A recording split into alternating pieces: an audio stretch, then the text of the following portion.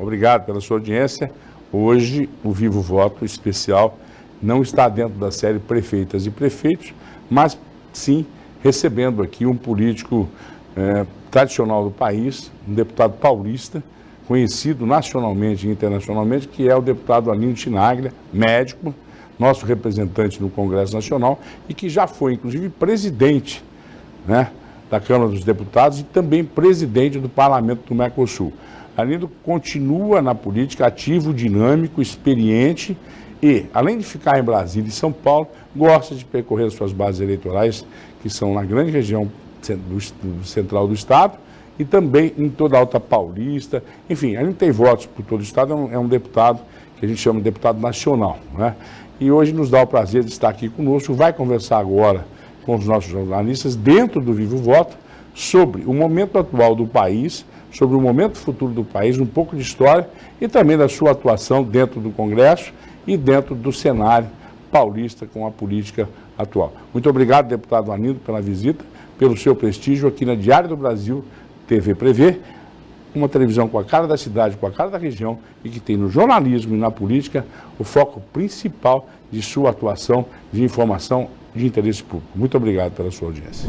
Olá, seja bem-vindo ao Vivo Voto, uma edição especial. Hoje a gente recebe aqui o deputado federal por São Paulo, né, pelo Partido dos Trabalhadores, Arlindo Chinaglia, que já está aí no seu 8º mandato, né, como deputado federal. Ano que vem, inclusive, né, vai completar 30 anos lá no Congresso Nacional. Arlindo Chinaglia, seja bem-vindo, né? Estou aqui com o José Eduardo Amantini, meu colega aqui do jornalismo. Seja bem-vindo, Arlindo Chinaglia, deputado federal. Muito obrigado, Fábio. Eu cumprimentar você, os telespectadores, também aqui o Amantini, e dizer que é um prazer estar aqui. Há algum tempo eu não voltava a Bauru, e aqui eu estou tendo o prazer e a honra de estar num programa que eu sei que tem como norte, entre outros valores, a democracia. Seja bem-vindo, deputado. A emissora é uma emissora educativa, uma emissora que tem trabalha muito com a humanização em suas pautas, né? E falando em humanização, o senhor tem como formação acadêmica a medicina. Sim. É médico, especialidade inclusive em saúde pública. Vamos inicialmente, então, humanizar um pouco o nosso bate-papo aqui. Gostaria de saber a opinião do senhor. O SUS consolidado, um exemplo mundial de saúde pública, aí, a maior rede pública do mundo, universal, atende todo mundo. Tem se debatido nos últimos tempos aí a possibilidade de o SUS, a exemplo do Bolsa Família, que é outro grande programa social, não ser mais para todos, até devido à questão orçamentária, à dificuldade financeira do país. O senhor acredita, como médico, que o SUS deve continuar nesse modelo que foi criado há mais de 3 décadas e realmente continuar servindo os mais de 206 milhões de brasileiros, ou o senhor defende uma outra possibilidade de realmente que o SUS também tenha uma nova modelagem e servir de fato para as pessoas que ganham menos, que a única porta de entrada exclusiva é do SUS? Bem, eu, como médico, eu escolhi trabalhar somente no serviço público. Uma escolha, digamos, a partir de uma visão de sociedade, porque nunca foi meu objetivo, como médico, priorizar dinheiro e coisas dessa natureza. Respeito, porque todo mundo tem que cuidar da sua própria vida, mas eu escolhi cuidar da minha dessa maneira. Portanto, eu sou um defensor intransigente do SUS desde a Constituinte, quando ele foi implantado, e a Constituição brasileira, o capítulo da Seguridade Social, que além da saúde também é a Previdência e a Assistência Social, são as mais belas páginas da Constituição brasileira. Quem defende a privatização, pode dar o nome que for, parte de um pressuposto completamente equivocado, de que o que é privado funciona melhor.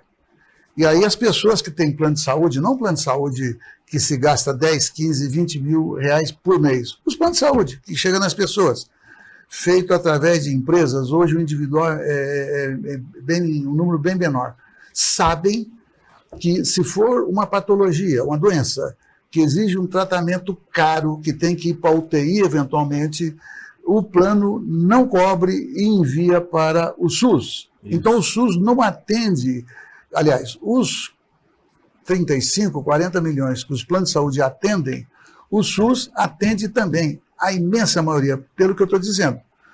Pois bem, o problema do SUS, e você abordou de forma indireta, é a falta de investimentos.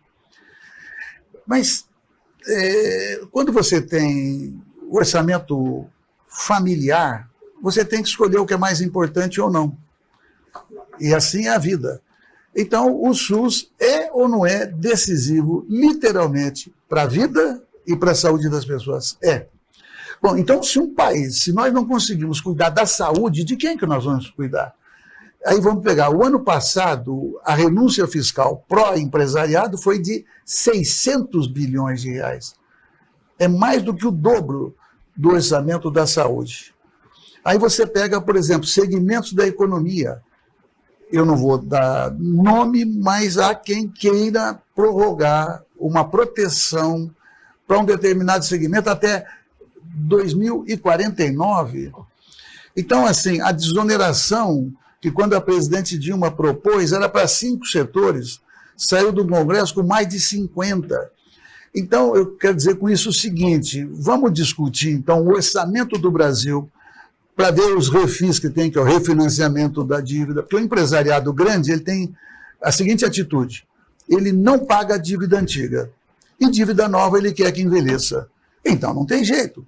Então, se quem tem dinheiro no Brasil é muito, quem mais paga imposto no Brasil é pobre. Exatamente. Então, por que a gente não faz uma revisão tributária, né? E esse debate público, eu quero ver, então, alguém aqui entre nós defender algo que não seja o benefício da população, que é proteger os mais vulneráveis, a começar de crianças e idosos. Então, eu sou, eu diria, primeiro a favor do SUS, segundo, nós podemos aprimorar o SUS, mas desmantelar jamais. Na pandemia, imaginemos se não houvesse o SUS. Se a gente não tivesse agora retomando o Plano Nacional de Imunização. Então, aqui no Brasil, que é de graça, nos Estados Unidos, um qualquer, se precisar, ele gasta 100 mil dólares. Então, as pessoas, de maneira geral, que falam mal do SUS são aqueles que não frequentam o SUS. As pessoas que têm demora, têm insuficiência, tudo é verdade. Agora, a iniciativa privada não é superior, ao contrário. Muito bem. E o senhor também trouxe, né, à tona agora, né, na sua resposta, é a questão da tributação, né, para os mais ricos, né, e até sendo uma possibilidade de garantir, né, mais orçamento, seja para o SUS, como também para outros projetos sociais, claro, que são muito criticados por questão aí de gastos, digamos assim, do governo público, do sentido, né, do governo. Como é que você vê também, né, essa questão para justamente auxiliar, né, esses projetos? Não, eu repito, para começar, e agradeço a sua pergunta, quem mais paga imposto no Brasil é pobre. Por que que é? Porque o imposto de renda no Brasil, comparativamente aos países envolvidos, é muito baixo. Bom, e aí você está taxando aquilo que de fato a pessoa tem, você não está inventando. Então, por exemplo, as grandes fortunas, quando você começa a debater, dizem, isso aí não é suficiente, é muito pouco dinheiro. Bom, mas pouco dinheiro para uma população, para um país que precisa, para as causas sociais, para ter desenvolvimento econômico, tem que haver investimento. Pois bem, então, por que que os pobres pagam mais? Porque no Brasil o que é taxado é o consumo.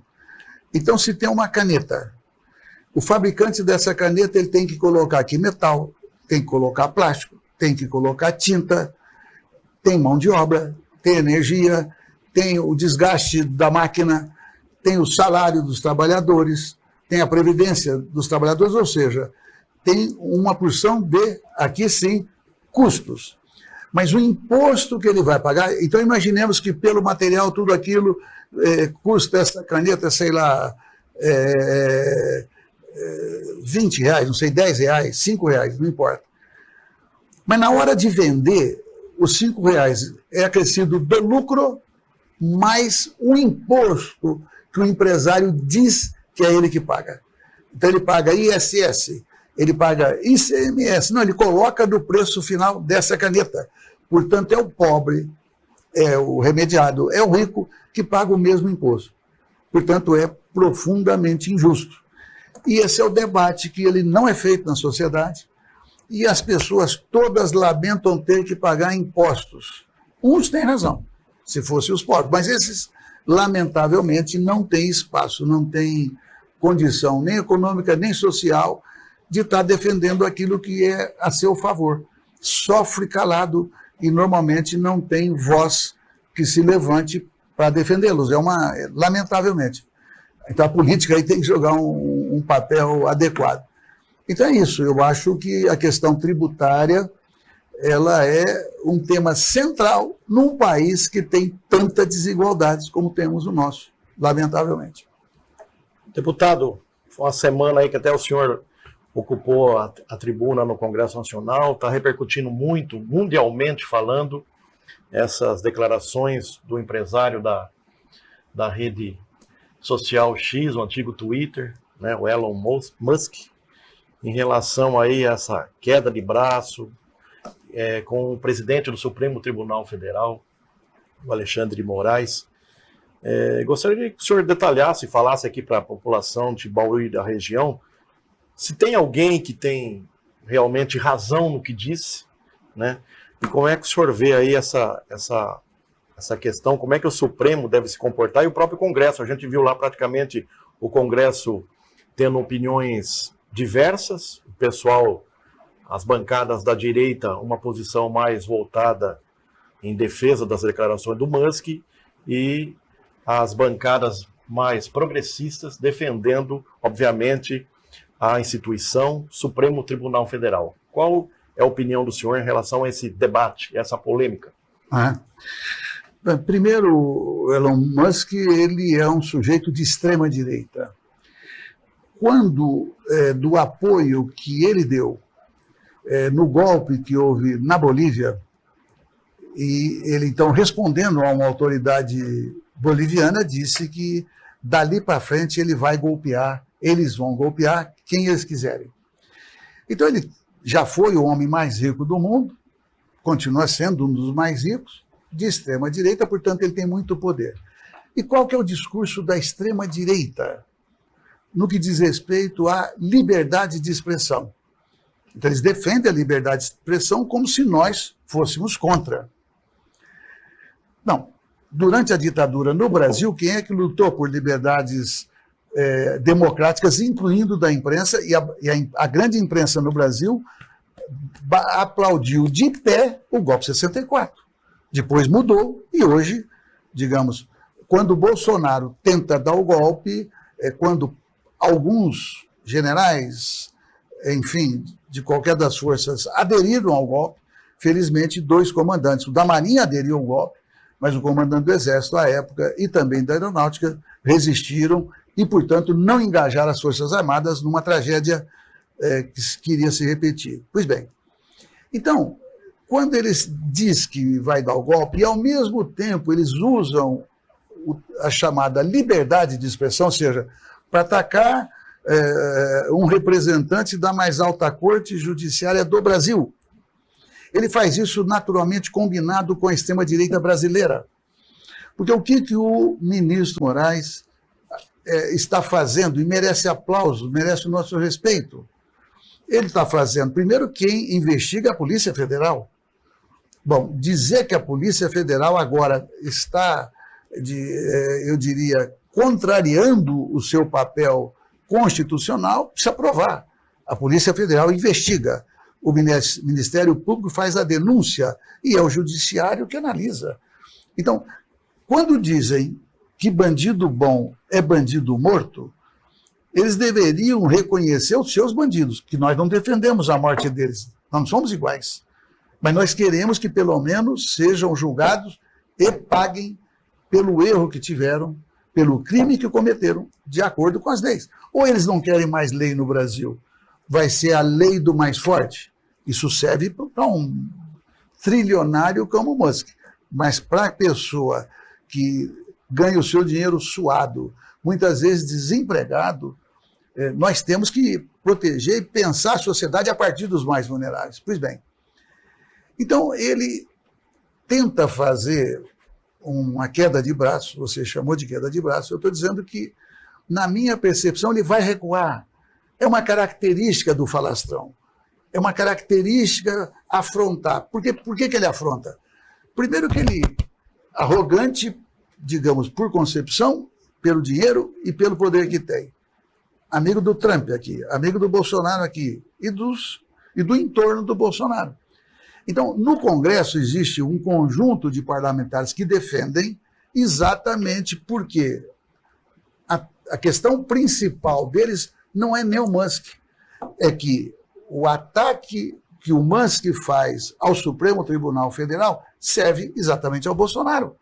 O Bolsonaro está sendo investigado, teve uma notícia ontem, que eu não sei se é verdadeiro ou não, onde supostamente o Luiz Gilmar Mendes disse que está próximo de concluir o inquérito já concluiu, e, portanto, o processo de decisão do judiciário estaria bastante avançado. Pois bem, então, eles tentam proteger o Bolsonaro, mas não só o Bolsonaro, os outros que estiveram na tentativa de golpe, invadiram o Supremo, invadiram o Congresso, invadiram o Planalto. Eu quero saber, quem faz isso é bandido ou não? Quem usa da violência é bandido ou não? O bandido é quem diverge politicamente nesse tipo de concepção. Então, eles não têm que temer. Divulguem o que está sendo investigado. Divulguem. Não alegue que está em segredo de justiça. Vamos lá. Aqui está o que foi feito pelo Bolsonaro e outros, e aqui está a Constituição brasileira. Então, a Constituição só vale para os outros? Então, para os outros, a morte. E da parte deles não pode ser investigado? Quando foi parar uma porção de gente na Papuda, que é a cadeia lá de Brasília, começaram a dizer que aquilo era uma ofensa aos direitos humanos. Mas eles dizem que defender os direitos humanos é coisa de bandido. Então, há o tempo todo uma linha. É mentira, tentam se fazer de vítimas e só querem, digamos, não é nem a lei para os outros, que os outros, digamos, sofram todas as consequências que eles gostariam. Da parte deles não aceitam nem o julgamento. Eles votaram e conseguiram vetar e proibir por lei a tal da saidinha. E o presidente Lula vai vetar, mas quer garantir que o preso possa receber e visitar a família.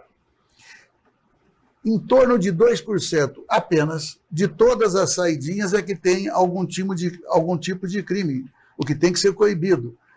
Mas estes que votaram contra a saidinha são os mesmos que defendem que aqueles que estão presos, julgados, outros, não os pobres, né, não sejam sequer condenados. Então não há coerência e, portanto, é uma manipulação da informação, porque o Musk mentiu. E qual foi a mentira?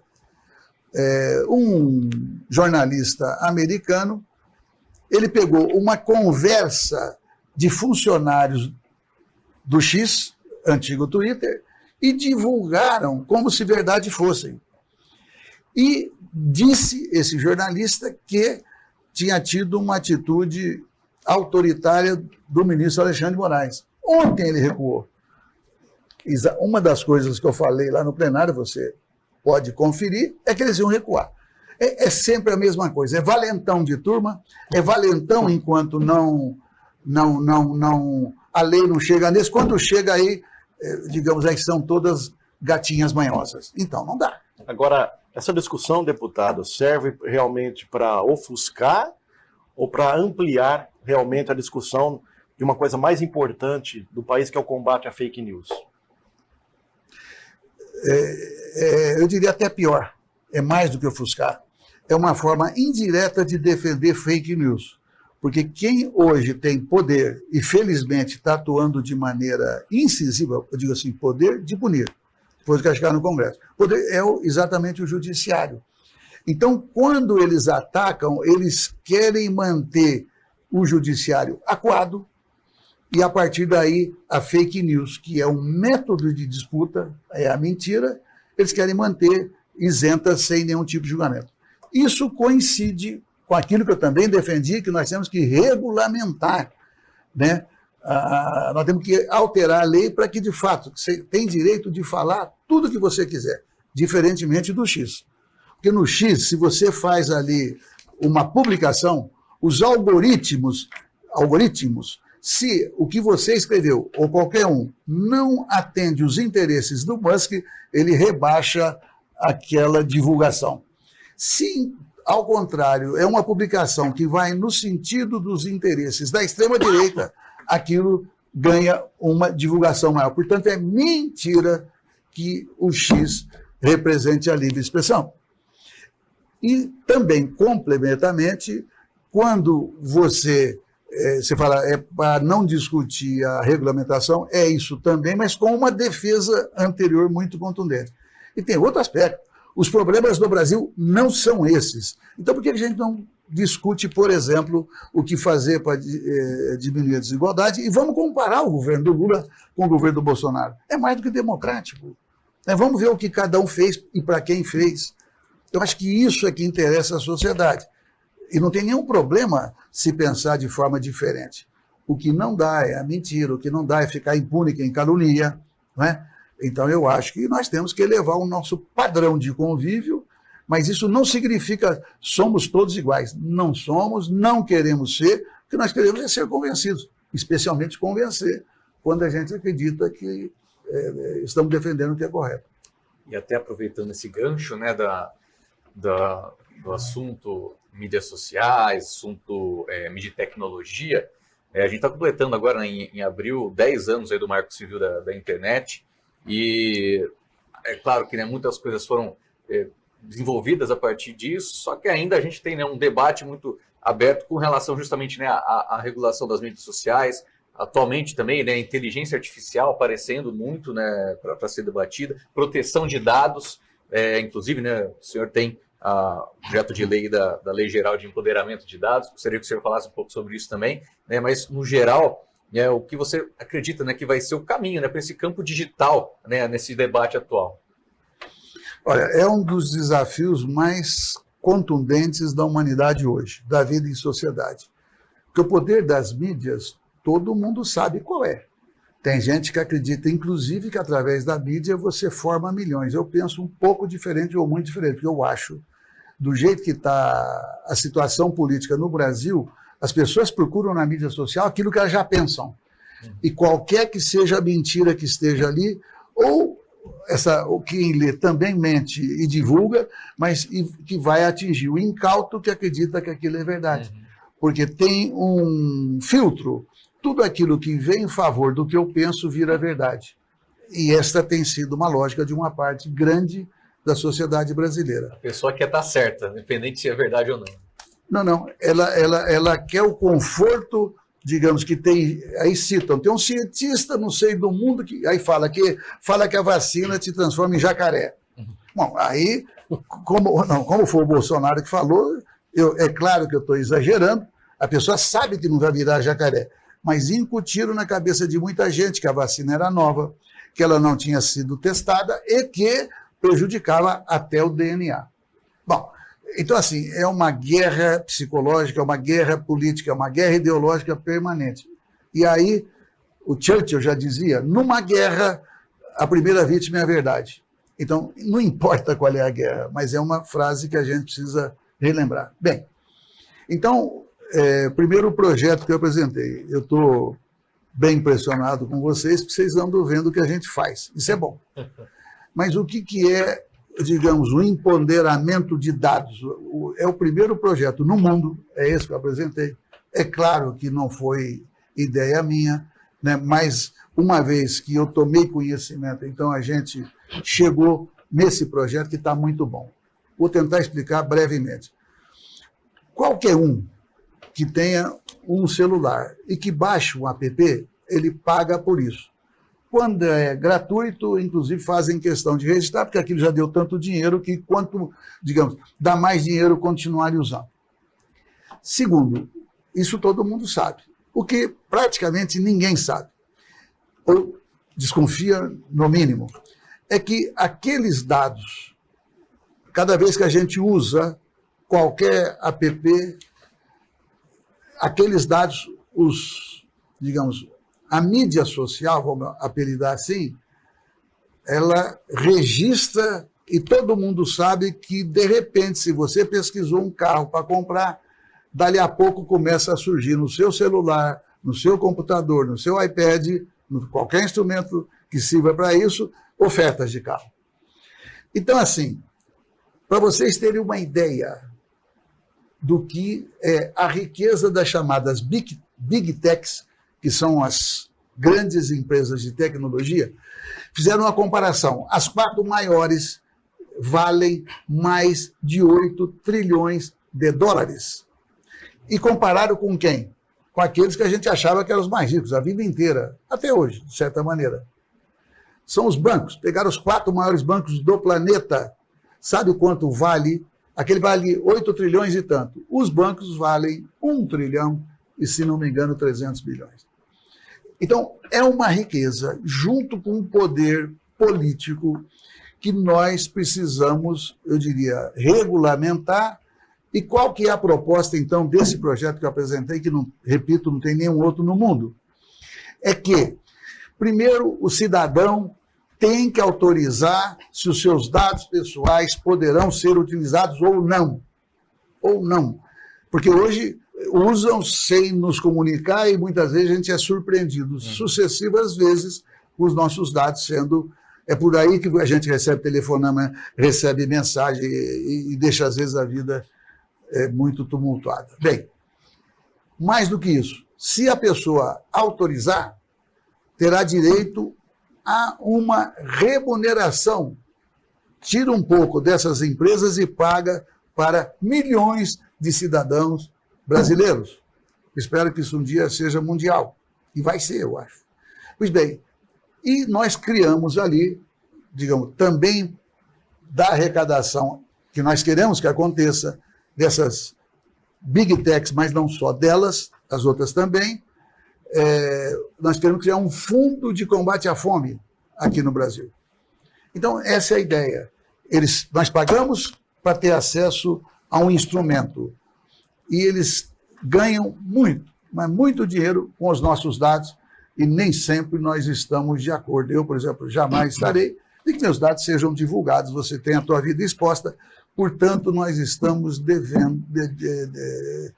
defendendo, inclusive, a intimidade das pessoas, porque hoje, todo mundo sabe, nós somos vigiados 24 horas por dia, através... Então, tem muitas informações, eu não entendo quase nada, mas vocês já leram, já ouviram, já assistiram, que às vezes um computador num quarto de hotel está servindo para filmar quem estiver lá. Esse é um absurdo, mas é apenas um, são muitos absurdos. O senhor também é um deputado muito experiente em relação a relações exteriores, né? Já presidiu o Parlamento do Mercosul, é atual vice-presidente, também faz parte da Comissão de Relações Exteriores da Câmara Federal. Gostaria que o senhor desse a opinião sobre 2 importantes momentos que nós estamos atravessando mundialmente falando. O primeiro em relação ao acordo do Mercosul com a União Europeia e também a avaliação do senhor, a opinião do senhor muito importante em relação à guerra Israel, né, lá na faixa de Gaza contra o Hamas. Ok. Bem, aí são assuntos, eu diria, que fogem do cotidiano das pessoas, e eu quero dizer que eu tenho consciência disso. Portanto, eu vou também buscar mostrar o porquê que eu milito nessas áreas. Então, não existe um país isolado no mundo. Quanto mais isolado, pior é a situação dele. Exemplo concreto. Quando os Estados Unidos bloqueia um determinado país, é quase impossível esse país sobreviver. Sobrevive, mas num padrão completamente inferior. Pela força econômica dos Estados Unidos, pela força militar, pelo império que é os Estados Unidos. Pois bem, porque as pessoas temem os Estados Unidos, então falam, está proibido negociar com Cuba, não vou negociar. Um exemplo, os Estados Unidos bloqueou a Venezuela, mas com a guerra Rússia e Ucrânia, Estados Unidos flexibilizou com a Venezuela. Por que eu estou dizendo isso? Para que ninguém caia na armadilha de imaginar que quando um país poderoso digamos, isola e combate outro, ou é por motivo econômico, por interesse econômico, nós estamos falando de interesse de poder, ou é por alguma, eu diria, disputa, como aconteceu quando Cuba mudou seu regime. Venezuela não mudou. Então, a Venezuela, que é... Você conversa com gente aqui da extrema-direita, você mostra, mas olha, nós estamos fazendo aqui o programa Minha Casa Minha Vida, você não acha adequado a pessoa pagar um valor 2, 3 vezes menor do que o aluguel que pagaria para ter uma casa? Aí não é incomum, é uma parte das vezes. Aí fala, mas e a Venezuela? Bom, mas eu queria informar todo mundo aqui, podem pesquisar, sabe quem vai apoiar o Maduro, que é o atual presidente da Venezuela, na eleição que deve ocorrer agora em junho? A Igreja Universal. É surpreendente? É. Eu não vou dizer o que eu penso do porquê, mas eu estou dizendo o seguinte, aquilo que muita gente acredita aqui, você atravessa uma fronteira, lá é diferente, porque a sociedade, ela funciona através de interesses, muitas vezes legítimos, outras vezes nem tanto. Pois é, voltando, então, a questão digamos, do acordo União Europeia-Mercosul, aqui no Brasil houve quem, na política, gente importante, ficasse o tempo todo contra o Mercosul. Não vou dar nomes, porque pode dar algum mal entendido, mas eu vou elogiar quem mudou de posição. Porque, veja, quando você percebe que você estava errado e você muda na política e na vida pública, merece aplauso. Então, hoje, há praticamente uma concordância geral do mundo da política e também empresarial. Empresarial, o exemplo é simples. O Brasil não consegue exportar mais do que 5% do seu produto industrial para a China, por exemplo. Se você pensar em termos de Europa, deve estar em torno de 30% da nossa produção, Estados Unidos mais ou menos igual ou menos. Bem, mas para o Mercosul, 90% dos produtos manufaturados do Brasil são vendidos no Mercosul. Ou 90% que nós exportamos de produto manufaturado, industrializado, é para o Mercosul. Então, como é que alguém se coloca contra, dado que o Brasil é o líder natural do Mercosul e da América Latina? Líder natural não pode nos transformar, digamos, em arrogantes. Não. Mas se o Brasil entende o seu papel de líder, ele não pode abdicar disso. Felizmente, o Lula está retomando esse papel de liderança. Então, quando você faz um acordo com o Paraguai, porque depois de 50 anos vai ter que ser refeito, né, o acordo Brasil e Paraguai por causa de Itaipu. Bom, o Brasil, durante esse período todo, como o Brasil financiou, o Brasil tinha a metade do produto energia produzido por Itaipu. A outra metade o Brasil comprava a preço menor do Paraguai. É isso que vai ter que ser discutido agora. Mas nós temos que ter a dimensão que se o Brasil tem um negócio chamado soft power, que é o seguinte, um país mais poderoso, vamos pegar os Estados Unidos, então ele faz um tipo de política, então dá uma bolsa de estudo, é uma coisa absolutamente insignificante economicamente. Os Estados Unidos aqui não abre portas. Mas o Brasil, por exemplo, o Lula fez no seu mandato anterior uma universidade no Paraná que serve para toda a América Latina. Lá tem mais de 20 nacionalidades que estudam na UNILA, chama-se essa universidade. Então o Brasil também faz, num outro nível, mas fazemos. Isso está correto. Então, o acordo União Europeia-Mercosul foi discutido durante 19 anos. 20 anos, aliás. 20 anos. E foi feito um pré-acordo. Entretanto, em 2019, a Europa faz um acréscimo àquele acordo, o nome em inglês é side letter, sem consultar. Ali tratam da questão do meio ambiente.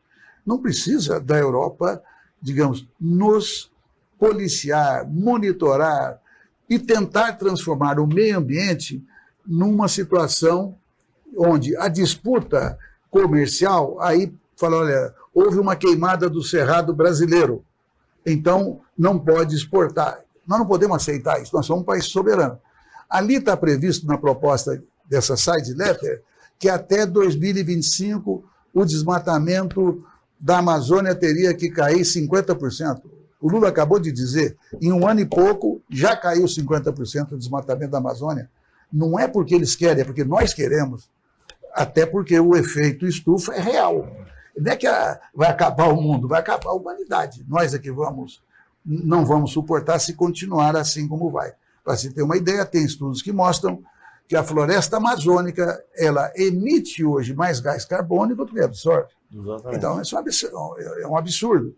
Então, voltando, esse acordo, então, eles acrescentaram uma questão de meio ambiente, que o Lula falou que não aceita, e está correto. Eles acrescentaram compras governamentais. O que são compras governamentais? Qualquer município, qualquer estado brasileiro e a União, né, compra. Eles querem, então, fornecer. Aparentemente, não teria nenhum problema, mas vamos dizer qual é o problema. Eles têm muito mais dinheiro, muito mais tecnologia, portanto, eles têm força para vender mais barato do que a indústria nacional, por exemplo. Mas que bom, né? Eles podem pagar mais caro, aliás. Eles barateiam o seu custo e são capazes de vender aqui mais barato. Mas se vender mais barato, nós estaremos deixando de estimular setores da sociedade brasileira. Então, vamos pegar setor de saúde. Então, é uma área que nós conseguimos tirar, porque nós queremos comprar de indústria nacional para desenvolver. A mesma coisa, eu estou falando da indústria brasileira, você tem que fazer as chamadas políticas públicas, você compra para gerar emprego aqui e não na Europa. Então, nós conseguimos tirar de saúde, mas esse é outro ponto difícil. Enfim, e eu, lá no Mercosul, propus a criação de uma comissão temporária de acompanhamento do acordo União Europeia-Mercosul.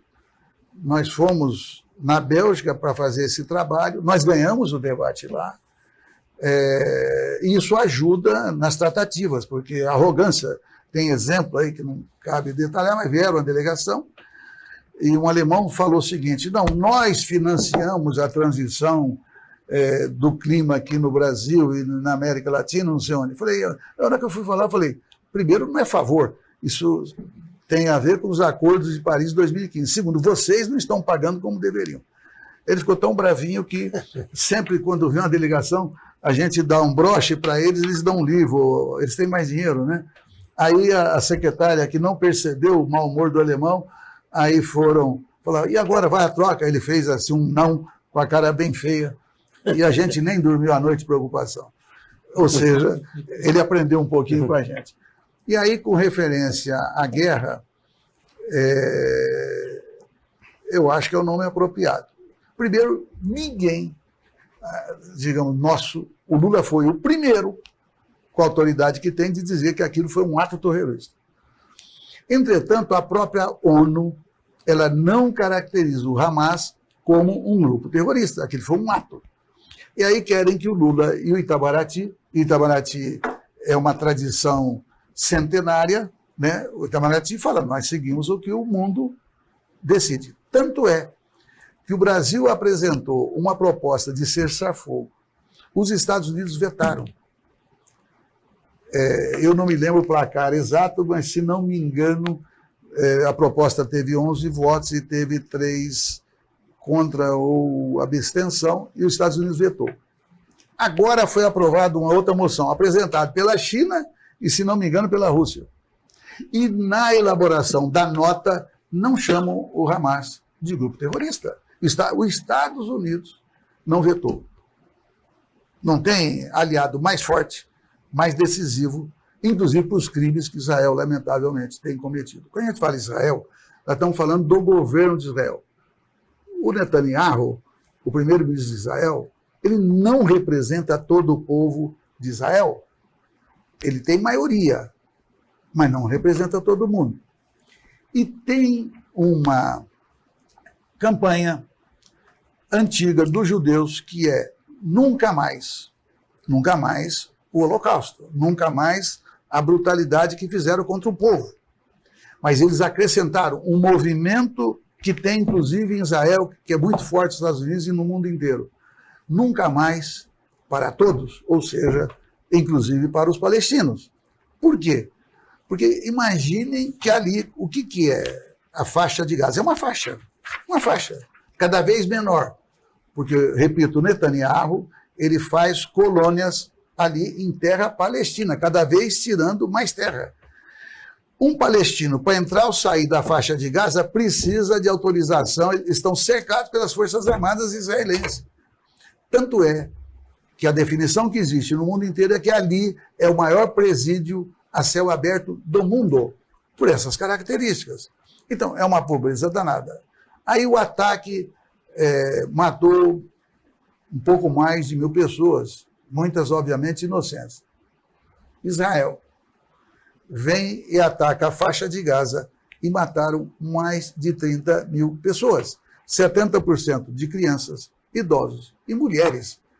Então, aí sim, assim, não é que toda vida vale muito, óbvio, mas os números demonstram o grau de violência absolutamente exagerado que Israel pratica contra o povo que está sendo literalmente massacrado. Bem, Biden, presidente norte-americano, vetou, vinha dando apoio total ao Netanyahu, Israel, e agora recuou. Recuou, inclusive correndo o risco de ser derrotado pelo Trump. O Trump é de extrema-direita, mas não fez nenhuma guerra. Os democratas americanos, que todo mundo tende a entender, tem gente que acha que eles são comunistas, louco de pedra para falar um negócio desse.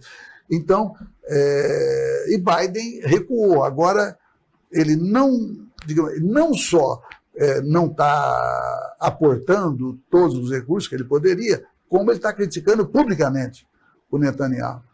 Então, eu sei que é um assunto que as pessoas, de maneira geral, não têm nem tempo para acompanhar. É um assunto que tem coisa do dia a dia muito mais importante, mas quero finalizar dizendo o seguinte: um acordo União Europeia, Mercosul e o Brasil sendo o que é, vai ser muito bom. Nós vamos ampliar, digamos, o nosso público para vender e para comprar.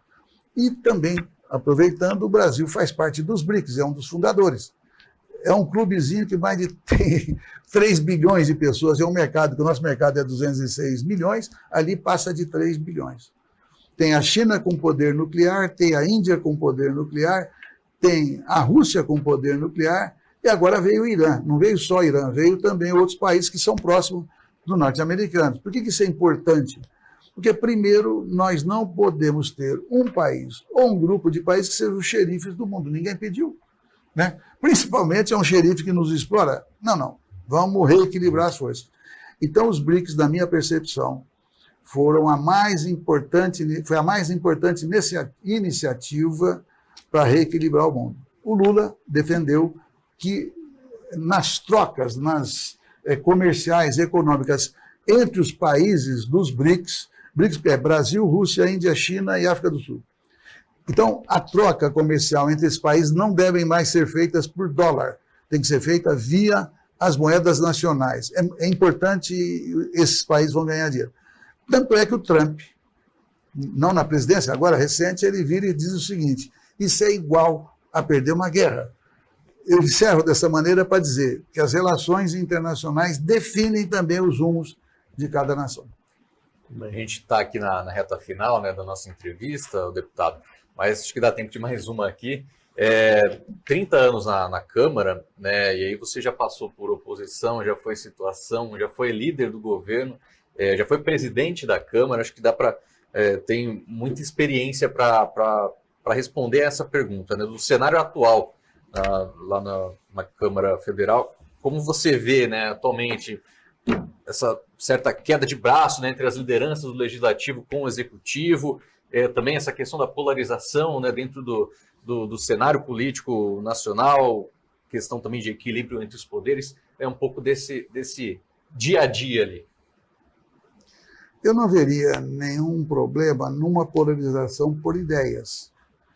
Passa a ser problema quando as pessoas não ouvem, quando as pessoas não analisam com fatos concretos E naquilo que eu entendo ser um discurso vazio, oco, você coloca, digamos assim, para você analisar o governo, você coloca a questão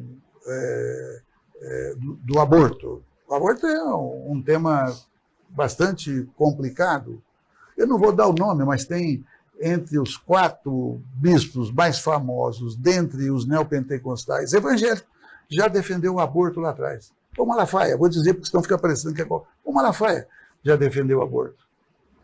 Então, portanto, não é necessariamente algo que você vai dizer que é preto ou branco. Veja, 90% da população brasileira é cristã. Bom, então, o óbvio tem que ser estabelecido. A imensa maioria das mulheres que praticam o aborto são cristãs. Bom, mas se o padre, o pastor e outras correntes religiosas não conseguem, apesar de todo o seu empenho, fazer com que as mulheres façam, não façam, não pode fazer, acontece. Então, e a lei brasileira, e não é de agora, isso há no mínimo 50 anos, já define quando pode fazer o aborto de forma legal. Né? É por causa, por exemplo, do estupro, um feto que vem do estupro, e, portanto, isso tem uma delicadeza, eu diria, natural.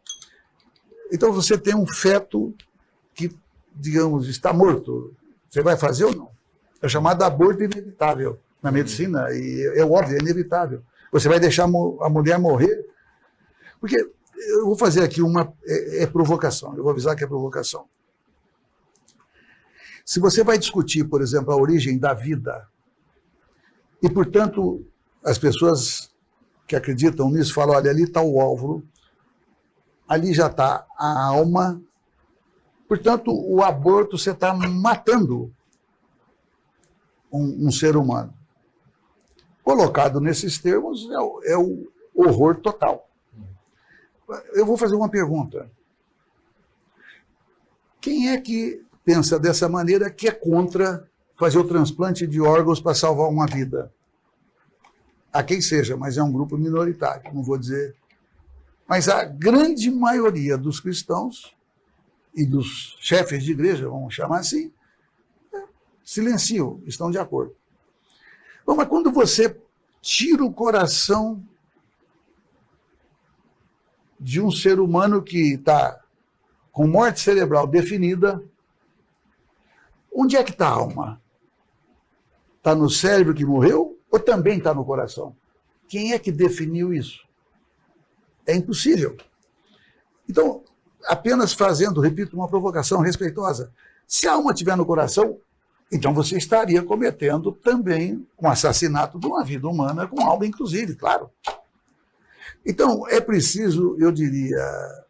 E aí tem gente que entende muito da teologia, entende muito da vida e que elabora.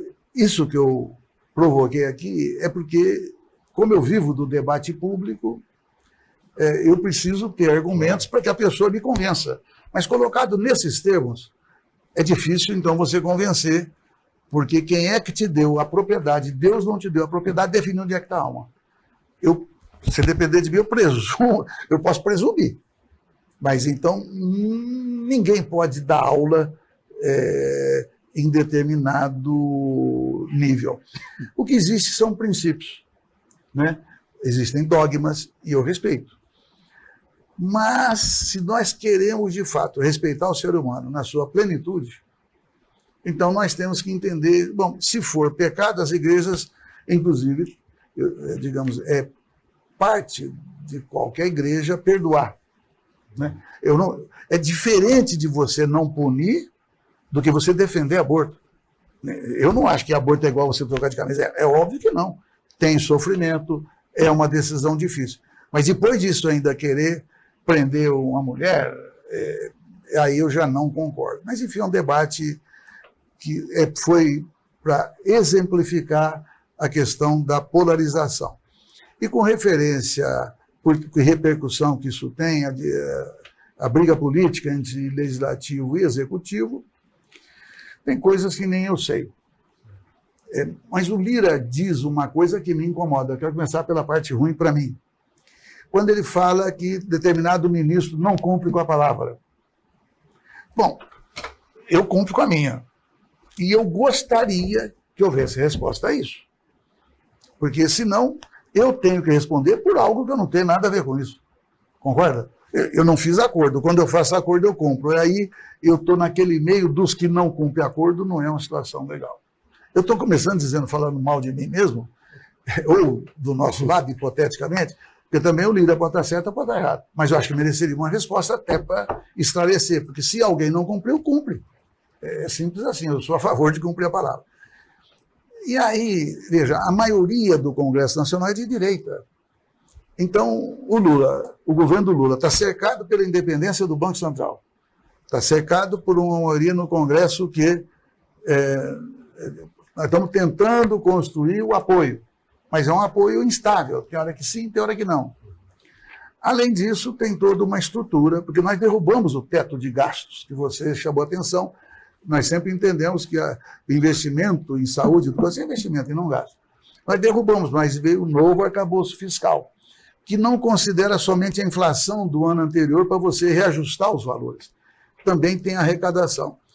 Então, mas a inflação está controlada, o dólar está subindo, o que está difícil é preço da comida. Mas é bom registrar. Como é que se controla preço de feijão, arroz, etc.? Um negócio chamado estoque regulador, que nós sempre fizemos. O que é estoque regulador? Durante a safra, o produto cai de preço. O governo vai lá e compra e guarda.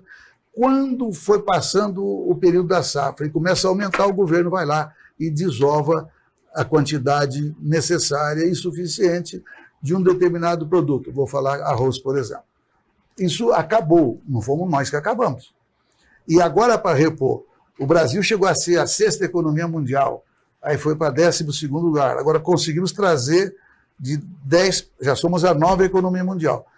O fato da economia ser forte, vir se fortalecendo, não implica automaticamente em dinheiro chegar mais para quem mais precisa. Então, nós estamos fazendo literalmente uma travessia. Então, agora está naquela situação, você tem que cobrir o que é mais necessário. Aí você tem o programa de pé de meia, ok. Você tem o Bolsa Família, ok. Tudo isso custa. Então, eu acho que essa tensão entre o Executivo e o Legislativo sempre foi assim, o que eu acho que a gente não tem que se orientar pelo trovão. Né? O trovão pode anunciar, agora o que mata mesmo é o raio. Então nós temos que estar, eu diria, focado naquilo que é o mais importante para a nação brasileira. Bom, deputado, né? Senhor, só para complementar aí, o senhor não acha que, às vezes, o próprio presidente Lula, experiente, líder mundial que é, o senhor não acha que, rebatendo, ou às vezes tomando até iniciativa de algumas declarações, ele mesmo acaba fortalecendo a direita, ou até a extrema-direita? Olha, vamos lá. O que deu muita repercussão, vou começar por aí, que é o que me ocorre no momento, foi a declaração de que o Lula tem aquela mania de dizer que nunca na história houve algo igual a um massacre que está sofrendo o povo palestino. Aí ele diz, aliás, houve sim, foi quando dos alemães, os nazistas, atacando o povo judeu. Ele não disse a palavra local, mas a imprensa, digamos, deu esse nome maior. Se ele pudesse ter feito, ele está certo na essência, ele está certo, mas isso gerou uma reação, inclusive, de pessoas que não são de extrema-direita e são judeus, porque é uma área muito, muito sensível, muito sensível. Então ele podia ter dito, falou, olha, o que o Netanyahu está fazendo lembra o que os nazistas fizeram com os judeus. É uma frase forte, mas na hora ali ele falou. Mas as mesmas pessoas que condenam o Lula não abrem a boca frente ao massacre que está sendo praticado contra os palestinos, ou seja, as pessoas escolhem de acordo com a sua convicção, eventualmente conveniência, mas eu já disse e vou repetir, há milhares, talvez milhões de judeus que não estão de acordo com o que está acontecendo. É isso que, para mim, é importante. Quanto a mais outras declarações, o Lula é o seguinte, é o cara que tem mais autoridade no governo pelo óbvio. Não. E é o seguinte, veja, quando ele erra, ele sabe, né? Então, por exemplo, quando ele falou para a oposição na Venezuela, como é que eu diria, reagir, tomar iniciativa ao invés de ficar chorando, o diabo é que estava do lado de lá uma mulher. Então, mas ele provavelmente nem lembrou disso. Mas dali a pouco ele diz, olha, foi um erro ter tirado a Corina, essa era a Corina, agora a Corina lançou outra Corina, e o Maduro também vetou a segunda Corina. Ele fala, está errado, e já deu uma confusão com o Maduro. Então o peso dele, mesmo se eventualmente, porque na essência ele acerta muito, talvez todas no plano internacional, inclusive a guerra Rússia e Ucrânia, que é difícil também. Mas ele não entrou, ele falou, não, o dia que eu mandar tanque eu entro na guerra, não vou entrar. Pois bem, então eu acho assim que mesmo quando tem ou um exagero ou uma má interpretação, isso dá tempo de corrigir. Porque eu prefiro analisar o conteúdo e a essência, e não a forma. Eu acho então que ele joga um papel, por isso que ele é um líder mundial. Porque ele entra em temas difíceis, defende e depois negocia. Ele é um exímio negociador, né? Agora, o senhor é um deputado, além de experiente, pacifista, equilibrado. A gente acompanha há muito tempo a trajetória do senhor. Essa polarização não faz mal para o país internamente, para o dia a dia do brasileiro? Faz mal, eu diria até para a nossa saúde. Eu gosto do plenário, é o que você falou. Eu fui líder do governo Lula, eu acho. Eu fui líder do governo Dilma, eu fui presidente da Câmara, eu fui líder da bancada do PT, depois do Bolsonaro eu fui líder da oposição no Congresso. Eu gosto. Agora, o plenário é um horror hoje, porque ali você tem a mediocridade elevada à condição de razão da humanidade. A agressão como o cartão de apresentação, não são todos. Digo, mas você fica vendo aquele ali, te faz mal. Te faz mal. É ruim porque você fala, mas o que eu estou fazendo aqui? Essa é uma pergunta. E muitas vezes você fica com a vergonha alheia. Você fica imaginando quem está lá fora vendo aquela, por parte de alguns, felizmente a minoria, é desagradável. Mas eu quero registrar, por exemplo, o Centrão não embarcou no golpe, isso foi muito importante, até porque quem está na política, quem está na imprensa sabe que qualquer ditadura, para se credenciar, começa a prender jornalista, começa a prender deputado, começa a prender gente religiosa e tal. Esse filme já tá vencido. O Centrão não embarcou. E o PL, eu quero registrar especificamente do PL, porque o Bolsonaro veio para o PL. Né? Ali deve ter uns 20% de bolsonaristas radicais. Mas o Valdemar da Costa Neto eu conheço desde ele quando era a base do governo. E quando ele representou contra o Moro, foi o PL que representou. Ele falou, olha, eu falei assim, ele perseguiu o Lula e não podia ter feito isso. Ele falou do Lula. Eu estou dizendo o seguinte, então, eu vou repetir aquilo que eu brinquei, falei, você tem que prestar atenção no raio nem no trovão, porque se você generalizar qualquer situação, você erra também e erra muito. Então precisa tomar cuidado na linha de você debater ideias e evitar, eu diria, colocações que caem para o pessoal. Porque a extrema-direita ela tem um hábito, né, de te atacar de turma. Mas, eu diria, vamos para o debate. Vamos para o debate. Bom, deputado, né, a gente agradece a presença, né, de você. A gente até estourou um pouco, né, o tempo aqui, mas obrigado pela presença. E fica o convite, né, quando estiver passando por essas bandas aqui de Bauru, fica o convite para marcar presença aqui no Vivo Voto. Muito obrigado. Eu agradeço. E eu diria que uma maneira que vocês conduzem é muito altamente produtiva, porque vocês, enfim, são bem informados e, portanto, trouxe perguntas, algumas difíceis de responder. E, da minha parte, eu tenho a grande oportunidade das pessoas saberem, pelo menos parte do que eu penso, porque hoje tem algo que me incomoda também. todo prefeito, todo vereador, toda universidade, os amigos, todo mundo pede dinheiro, pede emenda. E aí você acaba sendo julgado se você colocou ou não dinheiro na cidade. Exatamente. Ou na instituição. E as pessoas não querem saber como é que você conseguiu aquele dinheiro. Se você, vendeu a sua alma para o diabo e votou a favor da reforma da Previdência, que vai tirar milhões a oportunidade de se aposentar. E aquilo que nós comentamos do teto de gastos, imagina o seguinte, o teto de gastos impedia colocar 1 centavo acima da inflação corrigida em saúde, educação, assistência social, segurança pública, etc.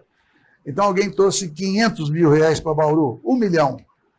Agora, durante 20 anos, que era a previsão, tirando dinheiro de todas as áreas, trouxe dinheiro para Bauru ou arrebentou não só com Bauru, como quase 6 mil municípios brasileiros. Tudo isso para jogar dinheiro para pagar juros da dívida pública. Então tem que ter um limite. Né? Banco não é mais importante para nós do que o ser humano. Claro que tem regras, tem lei, não estou defendendo aqui nenhum tipo de calote. Agora, convenhamos, se você é governo e não resolve o problema das pessoas, o que você está fazendo aí? Mas eu acho que nós estamos resolvendo e eu agradeço, então, também, especialmente pela oportunidade. E cumprimentá-los, porque, como eu estou aqui, com certeza vocês trazem outros, as pessoas que assistem vão avaliar e julgar e concluir como deve ser. Obrigado também ao Mantini, né, mais uma vez pela parceria, e a você que acompanhou mais uma edição do Vivo Voto. A gente volta numa próxima edição. Forte abraço.